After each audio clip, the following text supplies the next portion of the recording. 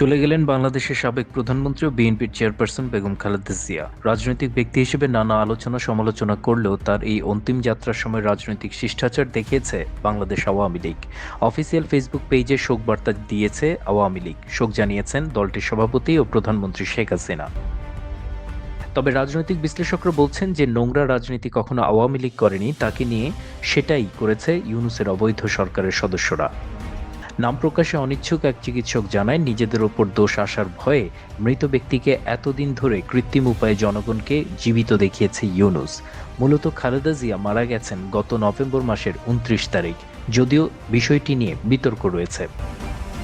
তবে রাজনৈতিক সমালোচনা যাই হোক, তিনি এখন এই পৃথিবীতে নেই। বি বাংলা পরিবারের পক্ষ থেকে সাবেক প্রধানমন্ত্রী খালেদা জিয়ার মৃত্যুতে সমবেদনা রইল শোক সন্তপ্ত পরিবারের জন্য। Desk report, বিবাংলা.net।